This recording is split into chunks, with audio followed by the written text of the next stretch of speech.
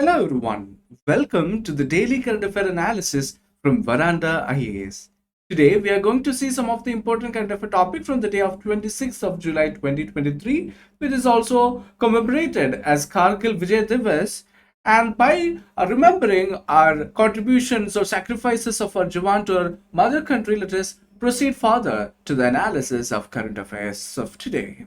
Moving on to the topics of the day. So as usual, we'll be discussing some questions from 2023 prelims, and after the question discussion, we'll be moving to the topic India's first gig workers rights bill, which about which we can see an editorial which was there in the Hindu, which can be mapped to GS3 economy, and after which we will be moving on to the topic Middle East respiratory syndrome, which can be mapped to GS3 science and tech, and after which we'll be moving on to the topic Ludwigia peruviana, significant threat to elephant habitat, which can be mapped to GS3 environment. So let us see the prelims questions from 2023. Ilmenite and rutile, abundantly available in certain coastal tracts of India, are rich sources of which one of the following? Which is a question from geography. And let us see the options. Option A, aluminium. Option B, copper. Option C, iron. Option D, titanium. So here you should understand that students, high levels of titanium can be found in the minerals of ilmenite. Ilmenite, the chemical formula is FeTiO3, and rutile is TiO2. So the strong and light in weight titanium is renowned for its superior resistance to corrosion and also because of its high strength to weight ratio.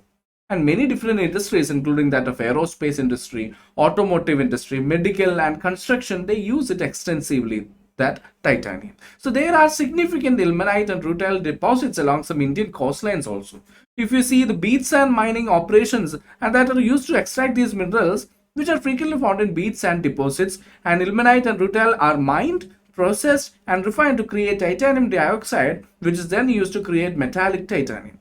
So this ilmenite and rutile, which are abundant in some Indian coastal regions, are therefore important sources of titanium. So the right answer to this question is option D, titanium. So what is the relevance of this question, or why this question was asked in the prelims? Because there was a news about illegal mining of beach sand minerals, which was there in August 1, 2022. So that is the main reason why this question was asked in 2023 prelims. So please keep such kind of news in your mind. Okay, so now let us move on to the topic India's first gig workers rights bill. So what is the context of this news? You should understand that recently the Rajasthan State Assembly has passed a bill called as the Rajasthan Platform Based Gig Workers Registration and Welfare Bill 2023, which is the first of its kind of legislation in India. So that is the importance of this news. And also we can understand that it covers all the platform based gig workers who are residents of Rajasthan, and not only that, who work in the state for at least 90 days a year. So all those kind of workers are being covered in this. So who are these gig workers? So gig workers are individuals who engage in temporary, flexible and project-based work arrangements, often through digital platforms like the Swiggy, Zomato or something like that, or apps, rather than traditional full-time employment. So these kind of people who are coming into the informal sector of employment can be called as the gig workers. So friends, you should clearly understand that the gig economy is growing rapidly in India, especially in the urban areas where online platforms connect workers with customers for various services such as food delivery, ride hailing like that of Uber, Ola, Rapido, then home cleaning services, and etc. So these workers, they are known as gig workers, often face challenges such as low and irregular income, lack of social security, and also very poor working conditions. In order to address these issues, the Rajasthan government has recently introduced a landmark bill that aims to provide registration and welfare benefits to the state's gig workers. So the recently passed Rajasthan platform-based gig workers registration and welfare bill, upon which we are discussing today, this bill outlines welfare schemes for approximately 3 lakh gig workers in the Rajasthan state. That is why it is getting that much relevance in the current affairs, because it is first of its kind legislation made by any state in our country. Now let us understand what are the key features of the bill. So here in this representation, you can see anatomy of Rajasthan Gig Workers Welfare Board. See here who are the stakeholders of this particular bill. We can see that there will be gig worker representative. That is, those people whom we call it as the gig workers. That is the delivery partners, as we say, the Ola, Uber, the Rapido drivers. So these kind of people are the gig worker representative. Definitely we have aggregators. Who are these aggregators? The digital intermediaries connecting the buyers and sellers. Those platforms which connects the buyers and sellers, right? So this platform like that, Amazon, Flipkart, or Swiggy, Zomato. So these are all online platform which acts as an intermediaries and which connects the sellers and the buyers. They are called as the aggregators. Zomato, Swiggy, Ola, etc. So we can see that the features of this bill are applicable to these aggregators and also to the gig worker representatives. So if you see the stakeholders of this welfare board that has been created, so we can see that the state government is a stakeholder or a facilitator, gig workers will be there, as well as aggregators also will be present there. Now let us understand about the welfare board. That is one of the another key feature of this bill. So the bill proposes a welfare board comprising of state officials, representatives from gig workers, aggregators, and also civil societies as such. So let us understand what is the purpose or what is the role of this workers welfare board. So we can see that they are providing schemes for social security registered platform workers, and they proactively facilitate workers in engagement with aggregators. So we can see that there is a lot of red tapeism or ego issues happening between the aggregators and also this workers. So that kind of things will be eliminated using the worker welfare board. Engaging with registered unions working with platform based gig workers, then nominating persons who can represent a gig worker when they have initiated actions for claims, ensure workers which have access to benefits and rights are protected, schemes that are towards immediate assistance in case of accident, medical emergencies, and also health insurance. So all these are some of the functionalities of the workers welfare board. Along with that, what are the other features of the bill? There will be a database and unique ID. That is, the welfare board will maintain a database of all the aggregator companies and also the workers, and each workers will be given a unique ID or which will be valid indefinitely. Then about the funding, the Social Security and Welfare Fund will be created for the overall holistic welfare being of the individual workers, and also state government aids and welfare cess paid will be given to the aggregators by this funding. Then workers' rights. So the bill recognizes the gig workers' rights to be registered under this welfare board upon joining any of this app-based platform. Schemes for social security. The welfare board will formulate schemes for social security, including that of what? Accidental insurance, health insurance, and other benefits related to health, accident, and also education. Then what? Grievance redressal. So right now, any particular kind of a gig workers is not a part of the formal employment procedure, and as a result, there is no particular mechanism that have been employed in order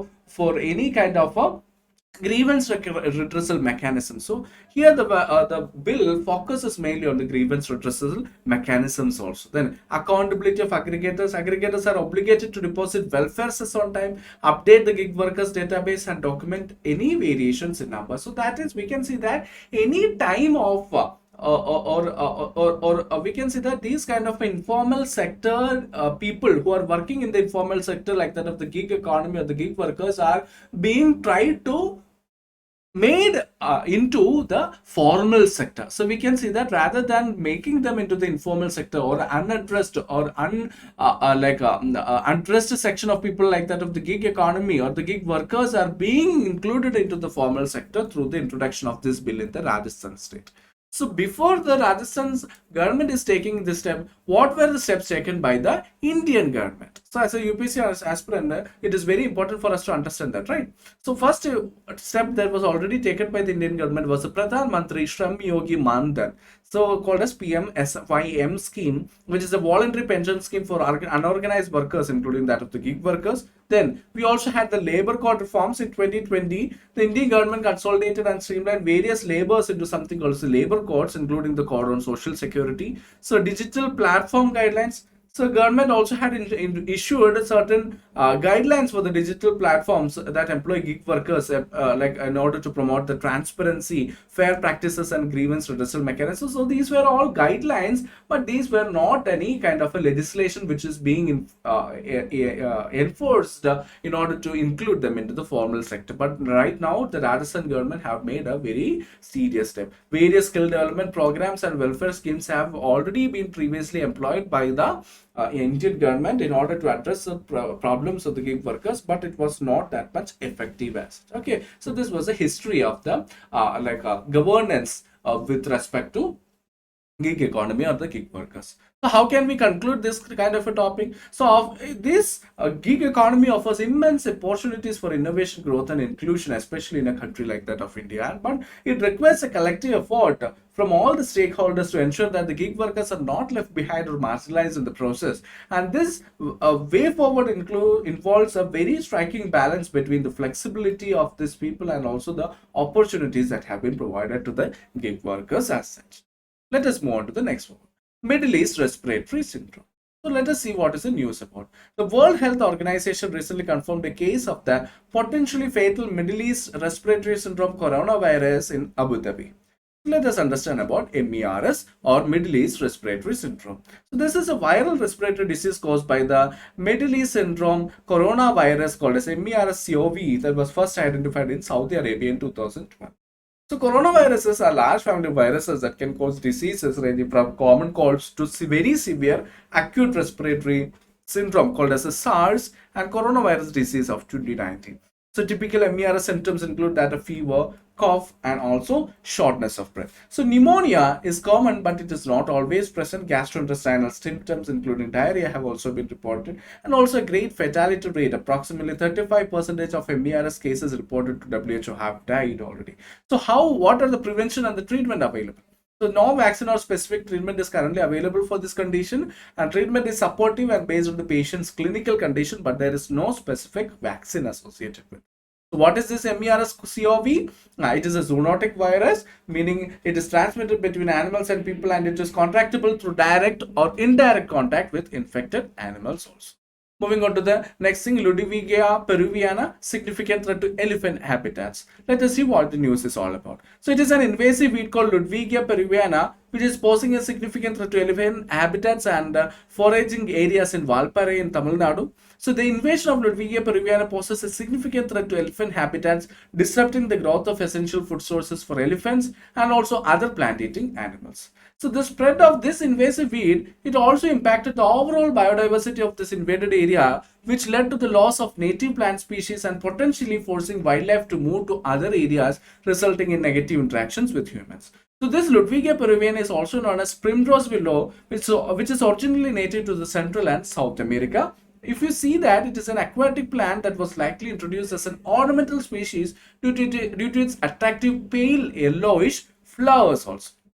So here in this context, we should clearly able to understand whether there are elephant reserves in Tamil Nadu as a state. So we can see that yes, there are about 5 elephant reserves in Tamil Nadu. Let us see what are they. Nilgiri Eastern Ghats, Nilambur Silent Valley in Coimbatore, Srivilliputturu, Anamalai and Agastyamalai. So these are the 5 elephant reserves. This last one, Agastyamalai, was only added in the last year in the Elephants Day at the period which was announced in the Periyar Wildlife Sanctuary by the CM of Tamil Nadu. So right now we are having 5 elephant reserves that is there in Tamil Nadu state, and also in this context you can research about the project Elephant and also have a note about it. Okay, moving on to the question of the day. Which virus causes Middle East Respiratory Syndrome? Yes, can you guess it? The right answer, as we discussed, is option C, Middle East Respiratory Syndrome coronavirus. So I hope today's current affair discussion was really fruitful for you. So unless and until we meet next time, this is Prince J signing off. Thank you.